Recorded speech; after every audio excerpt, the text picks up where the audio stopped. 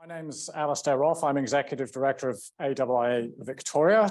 I'd like to acknowledge the traditional custodians of the land upon which we meet, whether we're here in Dyson House or our online Zoom audience, and offer a very warm welcome to members of the Institute, to our other guests and members of the Diplomatic Corps joining us. So we're here tonight to talk about Rishi Sunak, British politics, and the fate of global Britain. And to do so, it's a pleasure to welcome back Dr. Ben Wellings. Ben's senior lecturer in politics and international relations at Monash and runs their PPE degree. When we invited him, he said, "You do realize this will be the third time that I've come and talked about British politics in 12 months, don't you?" And I said, "Well, that's only just keeping track with the amount of prime ministers we've had in the same period. So there's still lots to talk about." So Ben, thanks so much. And you have the floor.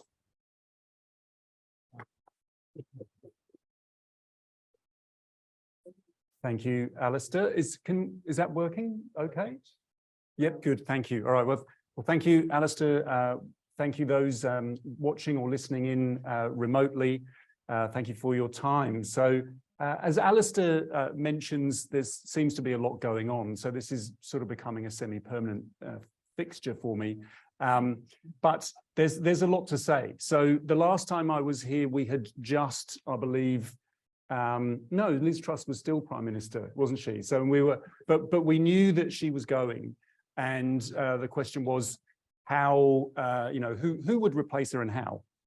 And of course, now we know the answer to that, and that is the new Prime Minister is Rishi Sunak, the former Chancellor of the Exchequer, that's to say the Treasurer. And one of the things, of course, that people noted about this development in British politics is that we have the first Hindu British Prime Minister, we have the first non-white British Prime Minister. And so there was some commentary around that, was sort of about, well, what does this say about the United Kingdom today, in terms of its demographics, in terms of its multiculturalism, in terms of opportunity to rise to some of the top jobs in any field, but particularly British politics. So I want to engage with some of those ideas that were around and have a think about what indeed that might say, what things we might sort of say positive, and other things we might sort of say, well, there's a bit more to the story than that particular explanation. But then, of course, I do want to talk about what this might mean, if anything, for Australia, like continuities and changes in British foreign policy, in particular UK-Australia bilateral relations, or indeed relations in multilateral fora. And I want to pick up on the idea of global Britain, because that was one of the animating ideas of British foreign policy, particularly since the referendum of 2016 on leaving the European Union. But the idea was in gestation before that, dating back to the Conservative coalition government from 2010 to 15 and then 16 onwards. So there's something to say about that. So what I'm going to do, there are 4 parts to the talk. First of all, provide some context, because the context has shifted a little bit around British politics since I was here in early October last year. And then I want to give some of that interpretation of Rishi Sunak's rise as a triumph of post-imperial and multicultural Britain, which was one of the ways that was understood. But then I want to give a second interpretation, and that is Sunak as the product of post-EU Britain rather than post-imperial Britain. And then lastly, spend some time thinking about what this might mean for Australia-UK relations, just before I close on a little consideration of prospects for Sunak's government before the next election, which is scheduled for late 2024. So first context, of course, is churn. What we might call turnover at the top. And just in case you've lost track, I'm just going to run through who we had. So first of all, you'll remember that we had David Cameron, who was a modernising centrist conservative, had a PPE degree. I'm just going to run through all the people who've got PPE degrees because of my tie in here. He had a PPE degree from Oxford University.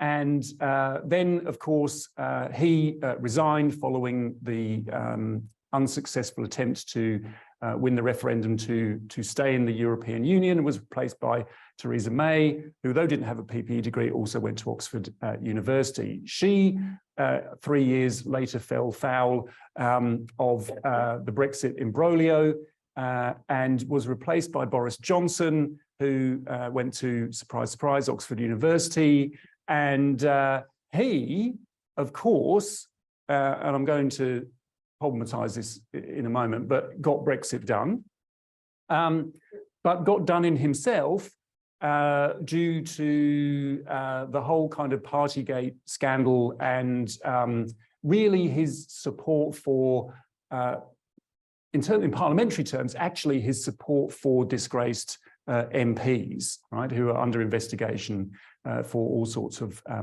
bad goings on. So then we had Liz Truss, of course, famously the shortest prime minister in British political history, edging out Lord Canning from 1823. And she also went to Oxford University with a PPE degree. And now we have Rishi Sunak, another graduate of Oxford University's PPE program. And you get the sense, well, different, yeah, right.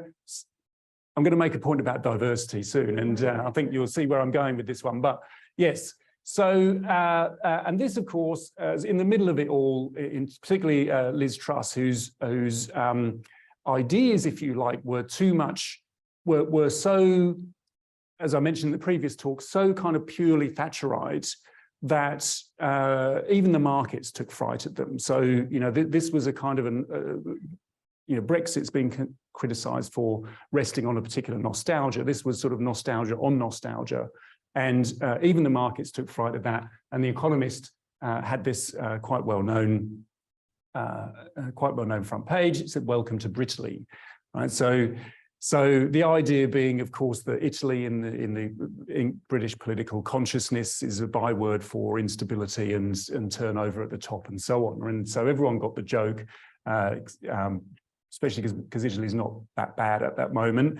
And of course, we can't laugh too hard at that in Australia because we're not immune to these kind of pressures, which is another question about what's going on with leadership and the relationship to polling and the kind of rapidity with which MPs oust their leaders.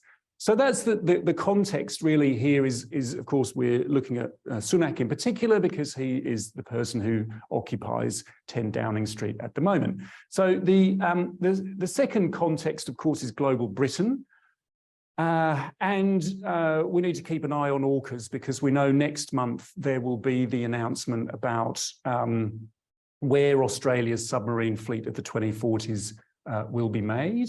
Or where it will be supplied, perhaps, and whether that will be Britain or the US or some combination of both or all three in conjunction with Australia, right? So we've got this strategic legacy, if you like, in the shape of AUKUS, but that in itself was part of this global Britain idea. And this is, of course, related to Brexit, which is still providing the context for a lot of the politics that is playing out in the United Kingdom. And there was a nice, I mean, I know we shouldn't always be influenced by the thing we've most recently read, but last night I was reading something that was building on someone called Svetlana Boym's distinction between reflective and restorative nostalgics. And her point is that restorative nostalgics, well, reflexive nostalgics kind of like the past, but they realize you can't recreate it. You know, it was nice while it happened, but, you know, we've got some photos, but that's it.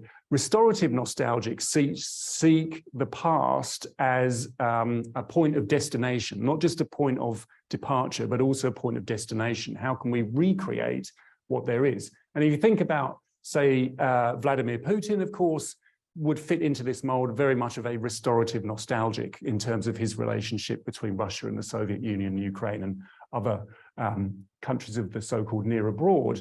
But I think that what's happened with AUKUS and with relations, particularly between the Johnson government and the previous Morrison government in Australia, is that there have been two forms of restorative nostalgics, and there was a kind of a meeting of minds, and that opened up some opportunities for reorienting the United Kingdom. And global Britain was the idea that Britain was not merely a regional power or a regional middle power, but was global in both its history and its future.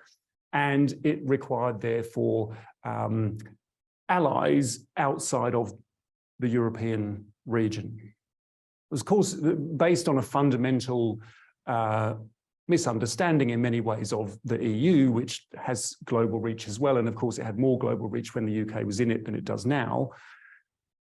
But nevertheless, that was the argument that was made and successfully within sections of the Conservative Party.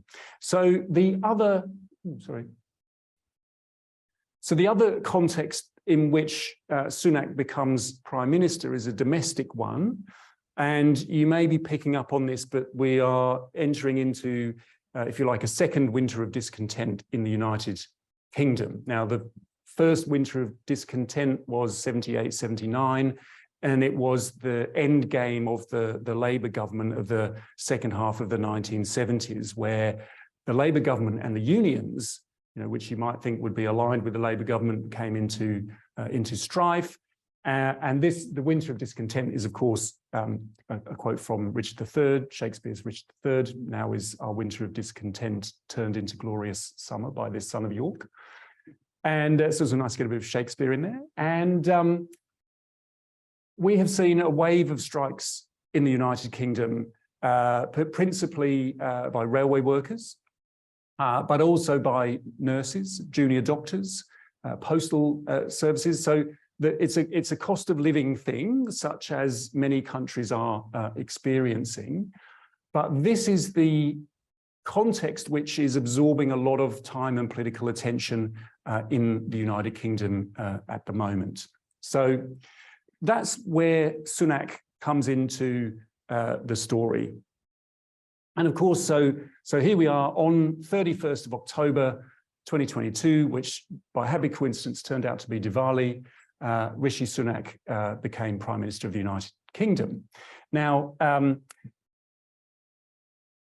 he is very rich, is one of the things that people know about Rishi Sunak, and he was, of course, richer than the Queen at some stage. And this is partly because, not only because of his own origins through his parents, I'll come to that in a moment, but his parents put him through private school. He went to Winchester and not Eton, like many of the others, but through private school and Oxford, and then into finance, and from finance into politics. But he also married very well. He married into a very well-off Indian tech family, the Murtis, and this was dogged him a little bit in his campaign, well, throughout his time as Chancellor of the Exchequer, and during his initial campaign to become leader against Liz Truss, because it turned out that Akshata Murty was not paying any tax in the United Kingdom. So she had so-called non-dom or non-domiciled tax resident status, which meant she technically lived in the United States. And so this, of course, remember the context of the cost of living crisis, was seen to be something that would damage his chances because what was happening here, of course, was the good old British frame of class as a way of analysing and understanding situation, right? So on the one hand, we've got this very significant moment where a non-white person becomes Prime Minister of the United Kingdom, But a lot of the framing, so not to draw too much from, say, a United States, a US reading of this, but a lot of the framing was about class rather than race, religion, or ethnicity. And so I was originally giving some version of this speech in India in December. And so it was interesting to having been in India for when the Queen died, and then in India again just after Sunak had become Prime Minister, there was quite a lot of interest amongst Indian audiences about, well, oh, that's quite good. Is this a case, I think it was the Hindustan Times had the inevitable headline, "The Empire Strikes Back." And of course, this fits into the BJP's attempt to use the Indian diaspora of NRIs, non-returning Indians, as part of their global appeal, if you like, as a sort of a diasporic outreach arm of the BJP government. And generally, the BJP government is very popular amongst expatriate Indians. So, but I think that the point here is to first of all just remind everyone that in the United Kingdom context, that class became very, very important. And the point I was making about the diversity or lack of it, of where the last 5 prime ministers have come from, you notice 3 of them, they've all come from the same university, 3 of them have got the same degree. And it says something about the pool of talent there. So if we cut diversity differently from just visible diversity into sort of socioeconomic diversity, we start to get quite a narrowing range of candidates for the top job. And that again plays into this British class-based framing of these particular issues, because there's a sort of a growing sense that in a way the ruling class has let down Britain. That sense, I think, is growing. But that's not to say that significant, that's not to underplay the significance of this particular moment.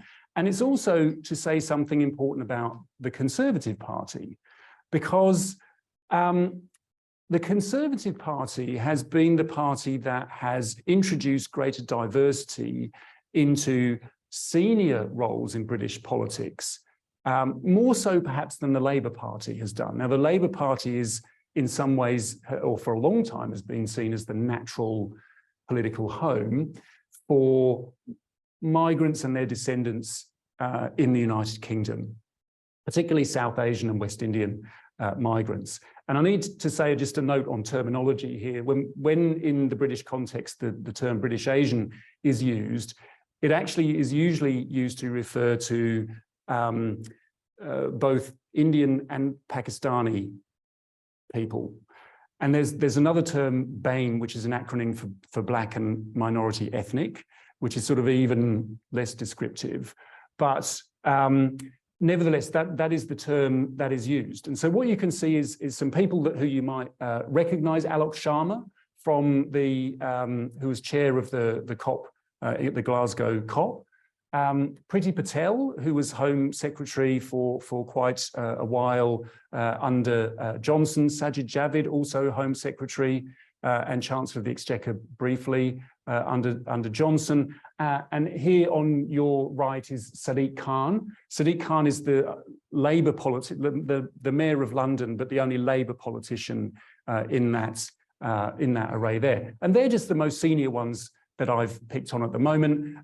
James Cleverly, the current Foreign Secretary, is another person of West Indian origin who occupies one of the key ministries in the United Kingdom. Sorry, and indeed, yes, and Kemi Badenoch, and also Suella Braverman. So we actually have quite a strong representation, and notice that a lot of them are women as well. So, having said what was said about the numbers, the kind of the limited socioeconomic origins of the British prime ministers, the last 5 of them, 2 of them were at least women, right? So there is something going on there that suggests that change had happened in the Conservative Party in some way in order to make this possible. And that goes back to David Cameron in his modernising guys in opposition, deliberately, not using quotas, but enforcing constituencies to select either women or ethnic minorities for winnable seats. Right. So now, why should this be notable? Well, for a start, it only became really a feature of British politics since 2010. So when the Conservatives got into government. But if we go back to the history of this, of course, remember that race relations in the United Kingdom are dominated by the ideas which we associate, obviously they're not entirely originating from him, but the ideas that we associate with one particular politician, and that's Enoch Powell. So Powell is a very interesting character. You go back to the 1940s here, and he was a professor of Sanskrit. So in 1939, he gave up his first job in a university, which was at Sydney University, where he was the youngest professor in the whole British Empire, and taught Gough Whitlam classics. He gave that up in 1939, went back to the United Kingdom, joined up as war was breaking out, but given his knowledge of Sanskrit, was transferred to India, where he became an intelligence officer in that photograph there. Returned to politics in post-war Britain in the 1950s, kind of junior minister. Never held high office for very long because he was too controversial. So in 1968, he gave this very renowned, or what's the word, infamous speech, which is now known as the Rivers of Blood speech, where in a classical analogy, this is training came out, he called for immigration to the United Kingdom to be stopped altogether.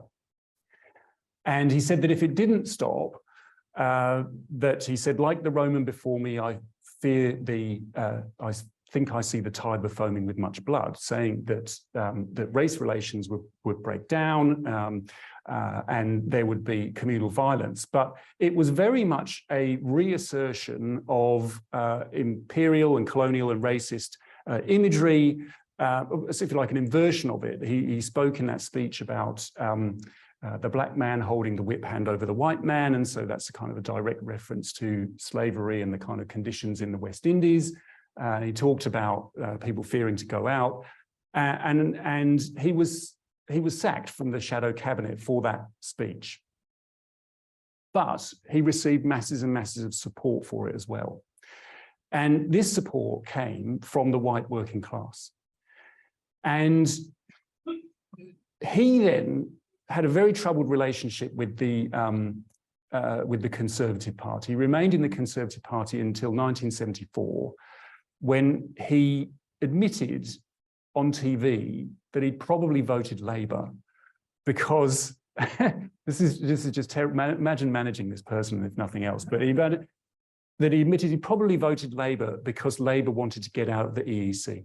So this is another way that Powell's ideas, both over race and Euroscepticism and leaving the European Union, gained a kind of traction once again in the 2010s. So in that context, any advance for the incoming communities of multicultural Britain about acceptance was hard won. And here we see a photograph from the late 1950s of a group of young women from India who settling, in this case, I believe this is in Birmingham, the city that Powell was from.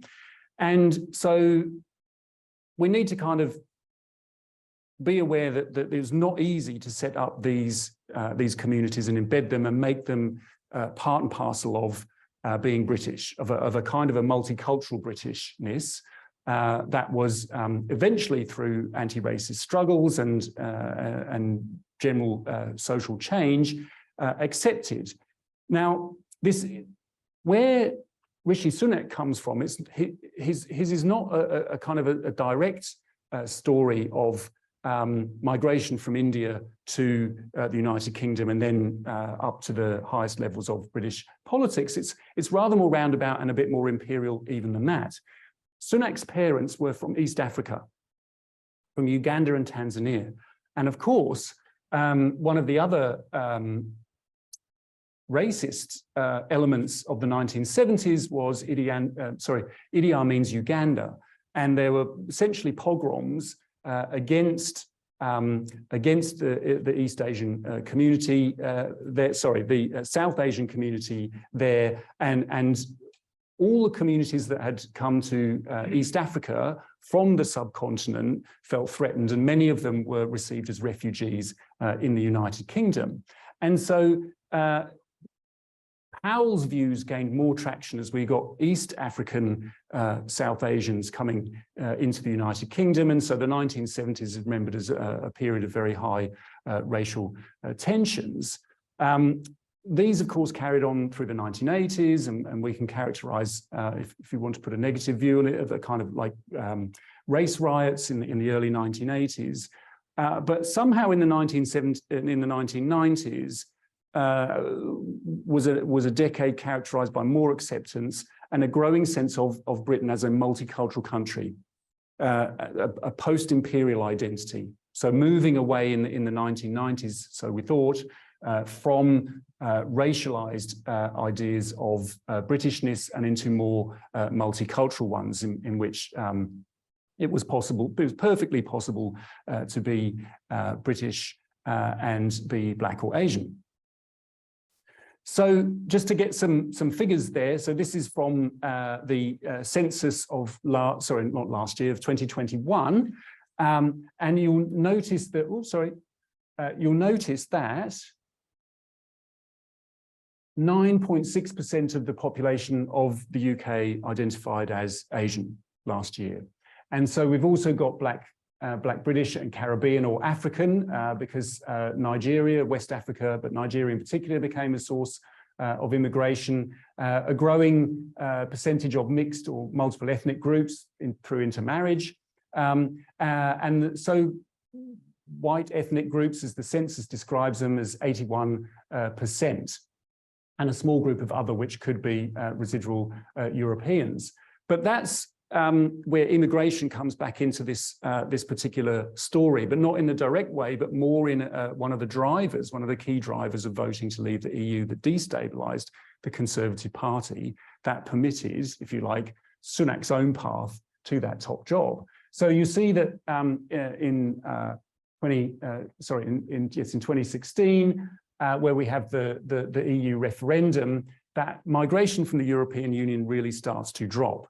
But that's not that migration itself starts to drop, it's just replaced by people from other areas going into other sectors. So you can still struggle to find someone to serve you a coffee in the United Kingdom now that a lot of the EU, now that free movement of labour has ended. On the other hand, there is still migration coming in. It's not necessarily in the sort of the fruit picking jobs or the other kind of low paid, low status jobs, particularly the health service, caring industries, so on and so forth, which are very crucial, but tend not to have high status. So we've got a rather unusual picture around migration since the referendum. A lot of the idea of taking back control was rested heavily on the idea of controlling the movement of labour into the United Kingdom. It doesn't seem to be an issue anymore either in political terms. So it's an unusual picture. But why that comes in is because, of course, this was the thing that destabilised the Conservative Party the most. Theresa May and David Cameron had pledged recklessly to get immigration down when they took office in 2010 and when Theresa May was Home Minister. And for some reason, people had not explained to them, or they chose not to ignore, that free movement of labour in the European Union was one of the fundamental principles. Cameron was unable to convince Angela Merkel that that was something that ought to be a special opt-out for the United Kingdom. And so by 2016, when you factor in the reception and the perception of the migration crisis from Syria into Central Europe, not that that directly impacted the United Kingdom in any way, but the perception of it was of the European Union sort of out of control. These attitudes to migration play a very important part in why people voted for Britain to leave the EU. And it has a destabilising effect on the Conservative Party. And it's continued to have a destabilising effect, and that's why we've got this turnover at the top. So let me show you the next slide. Is a YouGov poll commissioned by the think tank UK and a Changing Europe, very informative think tank on anything to do with the UK and the Europe, if you're interested. But what it shows is that finally, people in the United Kingdom are beginning to regret leaving the EU. Now, there was a lot of talk in the immediate aftermath of the of the referendum, that, people immediately regretted it. That was something that Remainers had to cling to, although, and it wasn't backed up by evidence, it was more about a tweet of some Google search terms that went out and went viral, right? But it was more about the shock of the actual result. But actually, in hindsight now, it turns, there is a grain of truth eventually in it. And you can see that it starts to get a bit difficult when the politics of leaving the EU get hard, particularly after the 2017 election that Theresa May called and lost the parliamentary majority. But now, after 3 years of being out of the EU, it's widely accepted that this has not been good for the UK's economy. And I think when I say accepted, that there's been very interesting reports of a meeting at a place called Ditchley Park, which brought together members of the Conservative Party and members of the Labour Party to try and figure out how to make Brexit work, right? So the settled position is Britain is out. Joining is not an option in any foreseeable time frame. So how are we going to how's that going to work? There are, of course, a hardcore of Brexiteers who are convinced that, and this is where they start to sound, if any of you remember discussions of Marxism in the 1970s, sort of, if only it was implemented properly, or if the right people were in charge, or, we've been undermined by the CIA/EU, whatever. So if there are, of course, a hardcore of those, many of those are in government, which is part of the problem, which I'll come to. And so what we have then is an explanation for Sunak's rise, rather than the triumph of multicultural Britain, which would be a very pleasing notion to cling to, but rather something much more accidental than that. And it's really to do with the dynamics of internal party management within the Conservative Party. And of course, so here we are, and Zara Kemi Badenoch is there represented. This is with the last 5 of the Conservative leadership contenders. This is the TV presenter there in the middle. But I don't know if you remember the kind of interminable leadership campaign in July. It went on, right? Yeah, well, it went on and on and on, didn't it? I mean, so 2 months, yes, 2 months, and so the Conservative Party set up back in the early 2000s when they were in opposition. They decided we need to bring the membership in to the, because it was always this way of selecting the Conservative leader was to so-called sound someone out. So there would be a group of, we might call them faceless men, that's sort of from the wrong side of politics here, but a group of Tory grandees who would essentially get to choose who the Prime Minister was. Like, yes. So let's not forget the Carlton Club. We'd add that to Oxford PPE. A very tight network of people. And these, no, they weren't, that's right, there's a men only. Is it still men only? Yes. So this group of people come up to you, they'd sound you out and say, would you like to be leader? And the famous story is of when they asked Alec Douglas Hume, would you like to be leader? And he said, oh God, not me. And I think that is, so leadership, of course, has its burdens, but a lot of people want to be leader. And we know that because of the Conservative leadership race in the July, August 2022. And we see the last 5 here. And again, pretty diverse field. If we're talking about gender diversity or we're talking about visible diversity, Of course, again, ideologically not very diverse. So we've got to cut diversity different ways. And we know that the grassroots of most political parties, but the Conservative Party in particular, is usually more radical than the parliamentary MPs and far more radical than the electorate in general, those people that might vote for the Conservative Party, but not support them beyond particular election time. And so what I want to say is that that party management broke down in quite a spectacular and visible way. I think that the leadership, the assumption under the leadership model was that this would not be happening while the Conservatives were in government. It was probably something that would happen in opposition, so there'd be less focus.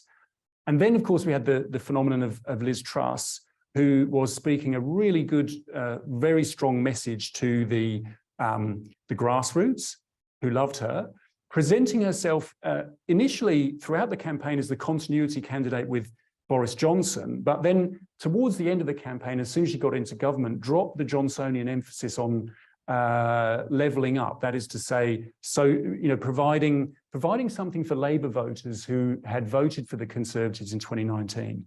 And Truss kind of just ditched that and said, like, what we need is we need to reinstate bankers' bonus. In the midst of a crisis, that's not the policy lever you should be reaching for.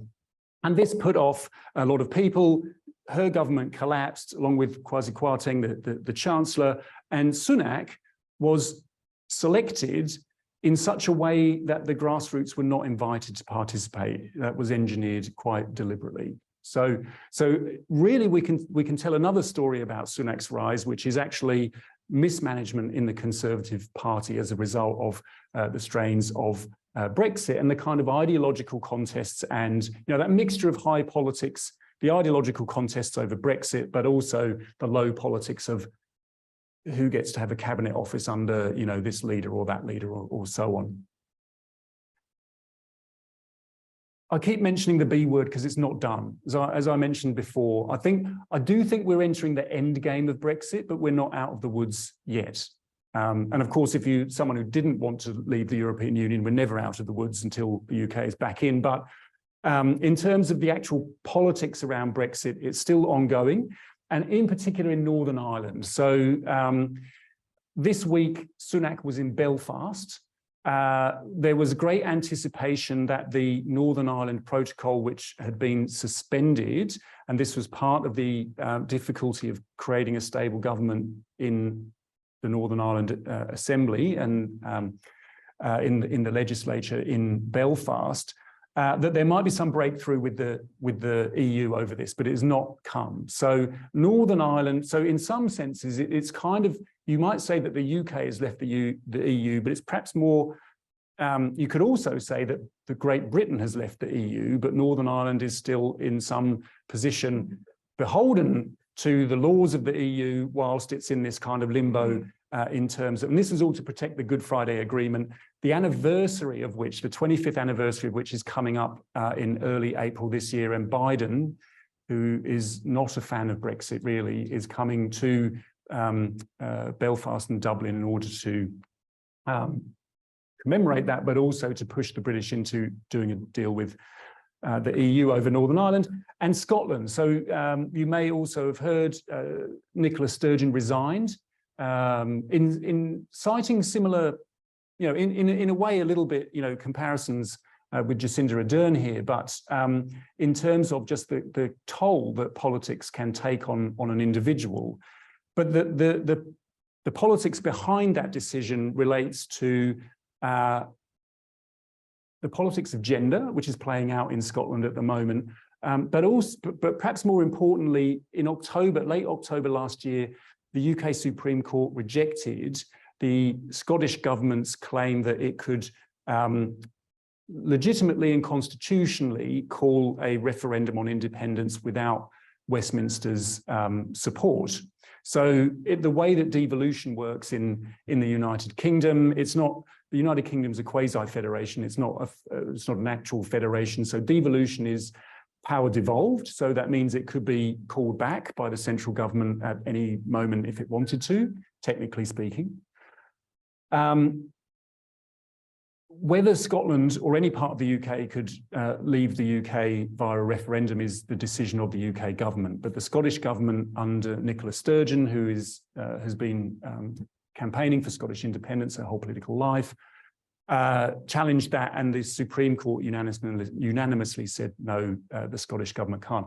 And I think that that has complicated matters for the independence movement in Scotland, which had done very well since the previous unsuccessful referendum in 2014. The SNP had become the dominant force in Scottish politics and the third largest party in British politics as a result of that. However, that doesn't mean to say everyone who votes for the SNP wants to leave the United Kingdom. And support for independence got stuck at about sort of 50%. I mean, it really was very difficult to call it, and not, even though that would be a better starting position than they'd enjoyed in 2014, it's not enough to really push independence over the line. So this actually reopens a chance for British Labour, which I'll come to in a minute. But then what does this mean for UK-Australia relations? And I'll skip through this in about 10 minutes. And we can develop it in questions, I think. So the short answer is continuity. I don't think there's going to be much change in UK-Australia relations. I think the fundamentals have been laid down. And these fundamentals are about the war in Ukraine and AUKUS and free trade. Now, the free trade agreement, which was ratified by both parliaments last year, was a political necessity for the UK government. But for both Australia and the United Kingdom, economically, it's of marginal benefit. So in a cost of living crisis, it will look, you know, it's not bad to say, well, we've got this, you know, free trade and goods will be cheaper as a result of this. But it can't in any way replace the notion, you know, the better relations that were enjoyed with the trading partner in the EU, right? So trade is still difficult with the EU for the United Kingdom. So there's going to be more of the same there. But we do see, of course, even with the new incoming Australian Labor Party government in Canberra last year, that defence cooperation around Ukraine is still very, very strong. And so the United Kingdom, under Johnson, under Truss, both as Foreign Secretary, sorry, and as and briefly as Prime Minister, great deal of support for Ukraine. Same under the Sunak government, and we know that Richard Marles as Defence Minister and Penny Wong as Foreign Minister in the UK in January, and Australian forces are helping train Ukrainian forces in the United Kingdom. Now, here's James Cleverly, along with Penny Wong. James Cleverly, the Foreign Secretary, in this visit to the United Kingdom in January, there was a lot of talk there about you know, the free trade agreement, cooperation with Ukraine, values and so on. But one place where there was a sort of a divergence of values was in memories of the colonial past. And we know that this is one of Penny Wong's, if you like, guiding issues that she wants to put through Australian foreign policy. And indeed, the Queensland branch had a talk about that just last week. So, you know, analysing how that might play out. And she made a comment in a talk at King's College London that, you know, it might be useful for the British to think about their colonial past as well. And here I'll link in, you know, having been in India recently, of course, there are very different views of the United Kingdom and its legacy around the world. You know, the British, particularly the conservative narrative of Britain's legacy, is a wholly positive one, not dissimilar from, say, John Howard's version, a kind of balance sheet idea. And you can, of course, find people in other parts of the world who go along with that. So, you know, the legacy in India is mixed, but there are also different views where Britain is not viewed quite so positively. And this was this was Penny Wong's point. And that generated a lot of talk in the Murdoch press and in Senate estimates here in Australia and on the right of politics, because, of course, there is a very delicate politics of remembering and forgetting. And one of the things that I'm interested in appears to be getting forgotten is global Britain itself. So those diplomats in the audience will understand the significance of this, but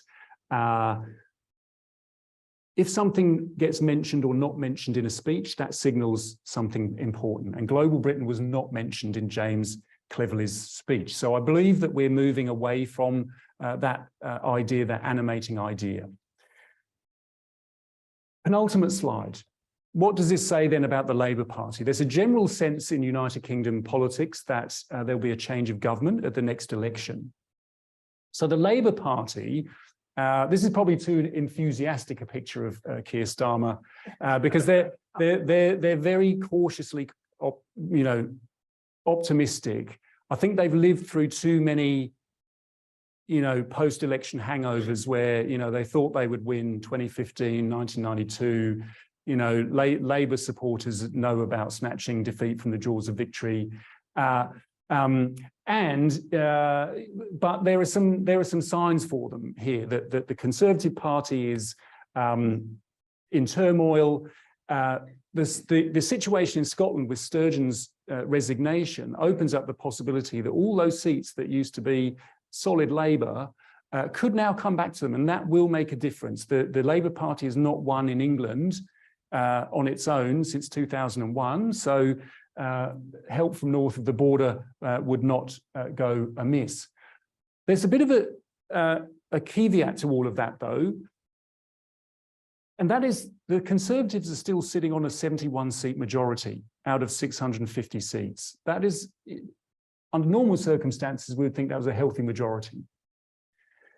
It's a measure of the fear of Conservatives that they think that could be eroded at the next election. That view is kind of widespread, but of course, the Conservative Party is very historically been a very effective electoral machine. I think, though, that its membership is waning. The people who will go out and do all the actual grassroots campaigning is dwindling, and Labour will have just more boots on the ground in that particular example. So some people see Sunak coming in as a kind of crisis, a damage limitation, really. Are the Conservatives heading towards defeat, or are they heading towards disaster? I think it's too soon to write the Conservative Party off, but that is perhaps the note to leave it for the United Kingdom's first Hindu Prime Minister. Thank you. And thank you very much. We'll come around the room with a roving microphone. If you just please state your name and keep it to a brief question and no statements, we'll run around, and then we'll come to Zoom as well. So we'll go to Zara first. Thank you, Zara Kempton. I'm National Vice President of the AIIA. But I just want to make a very quick comment. I'm interested that Penny Wong went to Britain and talked about colonialism there. But before that, she'd been in Paris. She didn't talk about colonialism to the French, who actually have those colonies in the Pacific. And of course, we're in Southeast Asia. And I mean, why they weren't singled out for some sort of criticism as well. It's a comment that I personally have thought about. I'd just like to know a little bit more about the Labour Party. You talked about the meeting, the Ditchley Park meeting. How much is Labour looking at this Brexit and all the crises in Britain at the moment, deriving from the economic position, to be, are they going to help support and make Brexit? I mean, Brexit's got to happen. Is it in their interest now to make it, to continue this difficult position? And there won't be an election before January 2025, so there's 2 years to go, almost 2 years. How much is Starmer being sort of the good of the country or the good of the Labour Party? Well, let's go. All political parties conflate those two their own interests and those of the party, of the country. And I think that the Conservatives have got to the state where they really can't see the distinction between the two. I think that the Labour Party, I mean, of course, Brexit is very difficult for the Labour Party. And the lesson from the 2019 election was that it splits the Labour vote. There are, if you like, traditional Labour, socially conservative, traditional Labour voters, particularly white working class voters, in seats in the North and Midlands of England who gave their vote to the Conservatives or to Boris Johnson. So that's another element of this I'm not quite sure about.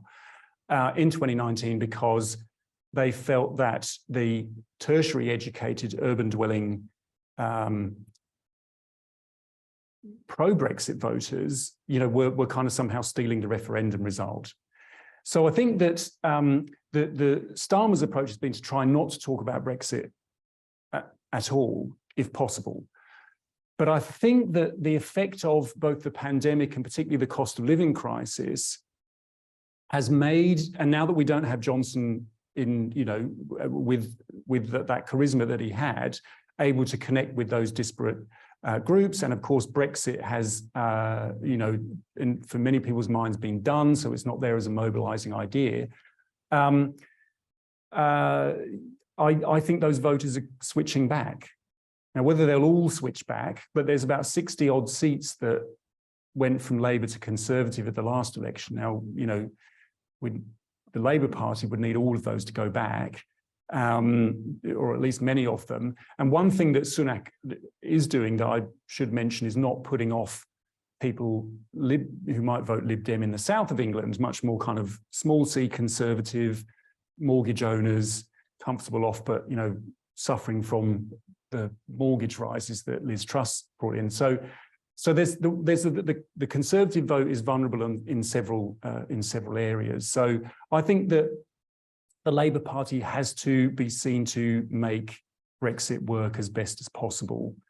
And as I mentioned, there's some people are talking about, oh, well, could Britain rejoin? But not really, no, it's just politically impossible. And from the EU side, I mean, imagine having to go through having just got Britain out, to then go through a lot of effort. It takes about a decade to join the EU. We'll see what happens with Ukraine, but normally it takes about a decade or more to join the EU. Just on the French thing, that's a very interesting point. There is something about this that is a UK-Australia conversation. Beyond that, I don't know what to say about it. But France, we're so pleased that France is here, but not. Well, yes. So I'm sort of it's interesting the parameters of that debate. Why to say that there? But because I suppose it's the one that speaks to Australia most directly, of course. But yeah, interesting omission. But can I just jump in and ask on France?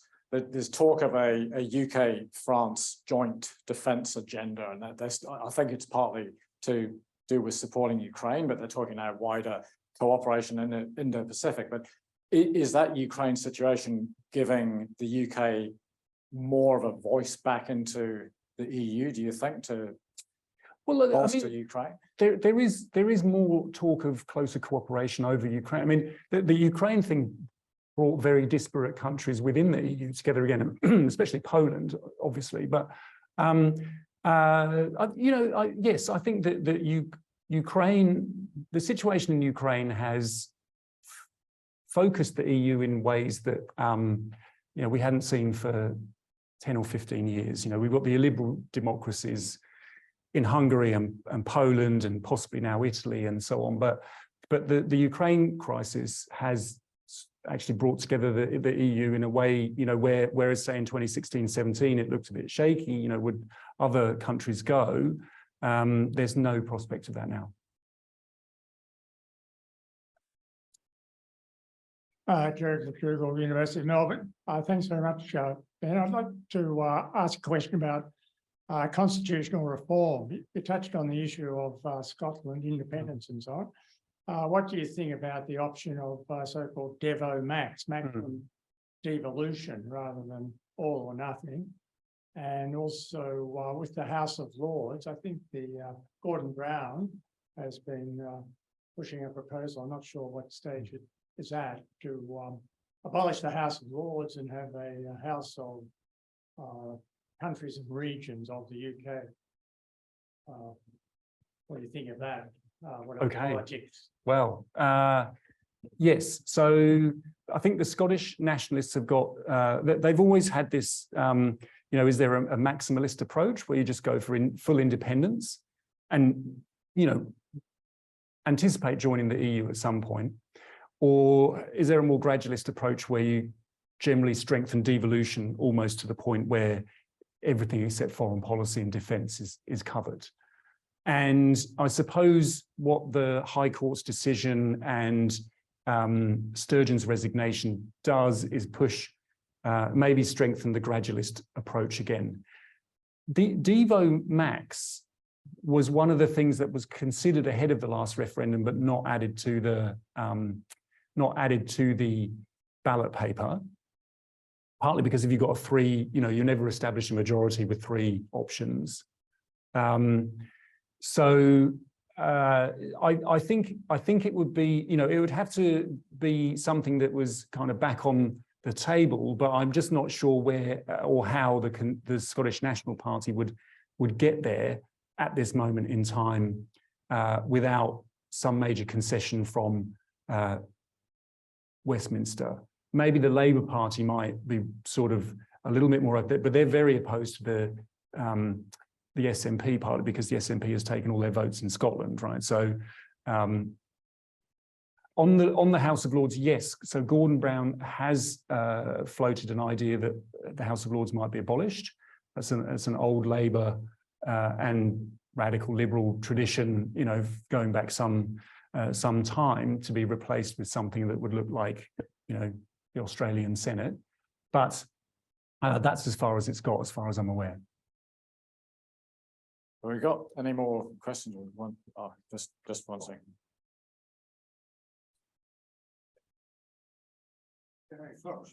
I'm an old-fashioned reactionary conservative, and very concerned about this Sunak fellow. He only went to Winchester. He didn't go to Eton. But is he a member of White's? If you mean the club, I suspect not. Yeah, I don't know. Unfortunately, I don't know his club membership. But yes. No, but you're right that he only went to Winchester and not Eton. But of course, Liz Truss and Theresa May.